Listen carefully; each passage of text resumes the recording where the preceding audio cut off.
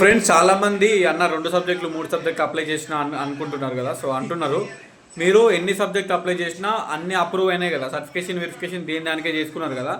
మీరు 2 సబ్జెక్టులు అయితే 2, 3 అయితే 3 ఎన్ని అప్రూవ్ అయితే అన్ని సెపరేట్గా ఇండివిజువల్గా దీని దానికి వెబ్ ఆప్షన్స్ పెట్టొచ్చు. ఇప్పుడు ఒకటే స్టూడెంట్ 2 సబ్జెక్టులు 3 సబ్జెక్టులు అప్లై చేసిన వాళ్ళు 2, 3 సబ్జెక్టులకి వెబ్ ఆప్షన్స్ పెట్టొచ్చు. మీకు అలాట్మెంట్ అయిన తర్వాత మీకు ఏదో ఒకటి నచ్చితే దాన్ని తీసుకొని జాయిన్ అవ్వాలి అంతే, ఓకేనా.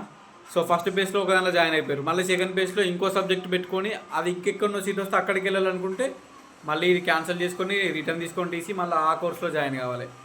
అర్థమైంది కదా మీకు చెప్పింది. సో అది పెట్టండి వెబ్ ఆప్షన్స్, మీకు ఎన్ని సబ్జెక్టులు వీలైతే అన్ని సబ్జెక్టులు పెట్టుకోవచ్చు.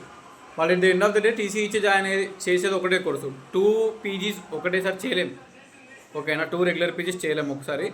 అందుకే మీరు 2-3 సబ్జెక్టులు వెబ్ ఆప్షన్స్ పెట్టినా at the end of the day మనకి టీసీ ఇచ్చి జాయిన్ కావాల్సింది ఒకటే దాంట్లో. అలాట్మెంట్ అయిన తర్వాత ఏది అనేది మీరు డిసైడ్ కావాలి, ఓకే. సో చాలామంది అడుగుతున్నారని ఈ వీడియో తీస్తున్నా.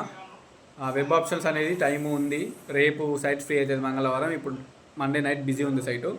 ఈ వీడియో చూసే టైంకి మీరు ఎప్పుడు చూస్తారో కానీ సైట్ ఫ్రీ ఉంటే చేసుకోండి, క్లియర్. డన్. మిస్టేక్స్ చేయకండి.